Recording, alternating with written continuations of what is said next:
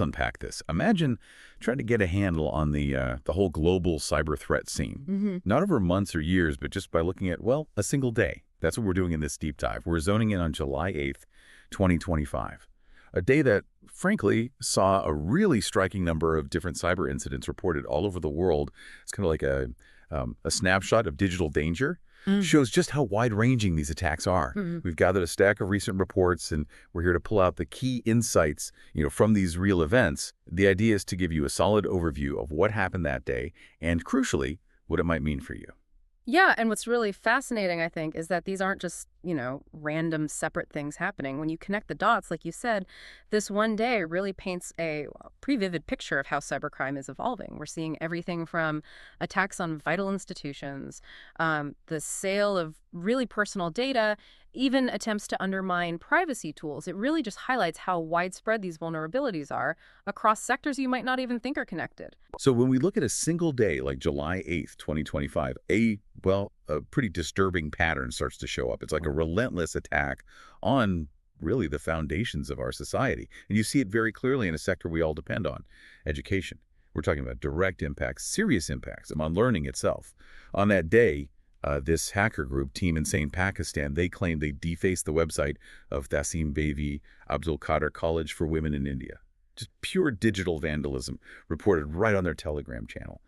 And it really acts as a warning flare about potentially bigger problems, systemic vulnerabilities within academic places. Exactly. And it wasn't just like digital graffiti either. That same day, another group, the Red Wolf cyber team, claimed a DDoS attack. This one targeted the UK Versity website. DDoS, distributed denial of service, that's basically flooding a server with junk traffic until it just, collapses. No, it takes it offline. Precisely. And lms.ukversity.co.uk went dark. Hitting an online learning platform like that, it really hammers home the point. Digital education isn't just online school anymore. It's critical infrastructure, and it's clearly not immune to global cyber threats. It makes you ask, how quickly are schools, especially the ones relying heavily on these online platforms, boosting their cybersecurity? They need to stay ahead. When we talk cyber threats, people often picture, big tech companies, maybe government agencies. But what about those sectors we think of as more traditional, like food production or wholesale suppliers? And this is where July 8th gets really interesting because the attacks went way beyond those, typical tech targets. That day, a group called Z Alliance posted on Telegram claiming they got unauthorized access to a German food company, Kaiskuche. That's kaiskuche.com. What does an incident like that, hitting a food company, tell us about the bigger picture? Well, it points to a really clear and frankly, quite disturbing diversification in who they're targeting. For a company like Kaiskuche, just getting unauthorized access, that could be the first step. It could lead to deeper infiltration, stealing data, maybe even a ransomware attack that shuts them down. Which could affect food supply. Exactly. Serious cybersecurity and supply chain risks. Huge ripple effects. And it wasn't alone. Later that same day, a post popped up on a dark forum. This one claimed a data breach at Jutech, a wholesale company in Morocco. Over 1,000 records, user IDs, names, emails, registration details supposedly leaked. Wow. Yeah. It's just a stark reminder, isn't it? Cybercriminals aren't just grabbing quick cash anymore. They seem to be increasingly aiming to disrupt, the actual core operations, the supply chains of really fundamental industries. It sends a clear message. Cybersecurity isn't some optional add-on. It's absolutely essential. Doesn't matter what industry you're in or how big or small you are. Okay, so we've seen institutions hit, industries targeted. But what about the things cybercriminals often want most? Your personal information. Because what goes on in these dark corners of the web, it hits a lot closer to home than maybe you realize. Picture this huge, shadowy online marketplace that's the dark web, and it's thriving. On July 8th, 2025, someone posted on one of these forums just openly advertising the sale of leaked databases, user credentials, logins, passwords from multiple countries, the US, the EU included. It's immediately alarming because you instantly think about, privacy, cybersecurity, and the potential for just massive identity theft, fraud, exploiting that data on a huge scale. Right. And it got even more specific. Another actor on a different dark forum claimed they were selling a combo list. A combo list is basically usernames and passwords mashed together, often from lots of different breaches. Okay. This one had over 108,000 lines, supposedly from Optimum, the U.S. telecom provider. It allegedly included emails and passwords for optonline.net users. Now, the big risk there is something called credential stuffing. Ah.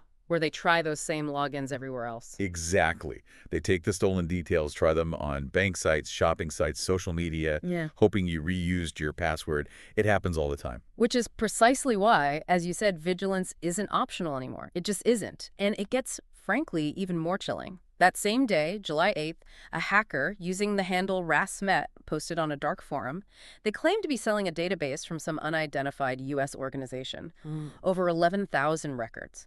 And listen to what was supposedly in it. Full names, social security numbers, dates of birth, addresses, contact info, emails. I mean, when stuff like social security numbers and home addresses are being sold, how does someone even begin to recover from that kind of exposure? It's an extreme risk. Identity theft, definitely Oh, fraud. yeah. Targeted scams become much easier for the criminals, and the consequences can last for years. It really poses an important question for you listening right now. Mm-hmm. How secure are your online accounts, your personal info?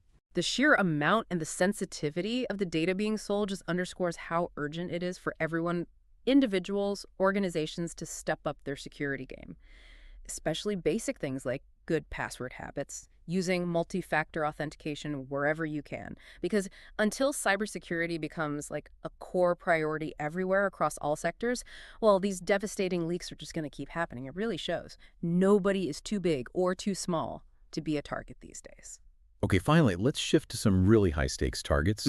We're talking about organizations where trust is paramount, and even the tools designed to protect us online. July 8th, 2025 also saw reports that the U.S. law firm Milberg, Coleman, Bryson, Phillips, Grossman got hit, apparently by the Sarcoma ransomware group. Now, the attackers claimed they stole a huge amount of sensitive data, 3 terabytes. 3 terabytes. Yeah, I mean, to put that in perspective, that's like, what, maybe 1,500 hours of HD video, millions of documents, and they threatened to publish it all within a week. The fallout from hitting a law firm like that, it could be absolutely massive, couldn't it? Oh, absolutely massive. The risk isn't just financial or operational, though those are bad enough. It stripes right at the heart of client confidentiality. That's the bedrock of the legal profession. Exactly. It really suggests, like we were saying, a growing sophistication, maybe even ambition in the cybercrime world. Attackers aren't just exploiting easy bugs anymore. They seem to be actively trying to break down the very things designed to protect us: anonymity, core societal functions like the legal system. And on that same day, there was another interesting post, this one on a popular hacking forum. Someone claimed they were selling a Tor proof-of-work exploit. Tor, the privacy network. Yeah. Tor implemented this proof-of-work, or POW, system to fight spam and those DDoS attacks we mentioned earlier. It makes it harder for attackers to flood the network. Okay, so an exploit would be bad. Potentially very bad. If this alleged exploit is real, it could seriously undermine the security that Tor provides its users. It could potentially let attackers overwhelm or manipulate the network for, all sorts of bad reasons. It just tells us that as these underground markets get bolder, even tools specifically built for privacy, like TR, are becoming targets.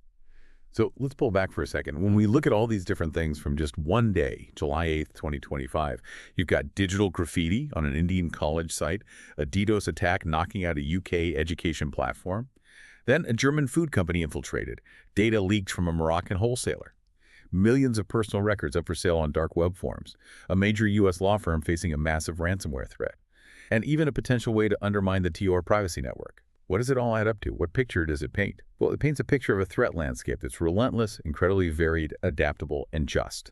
Pervasive. It's affecting everything from schools to your personal data to the very tools we rely on for online privacy.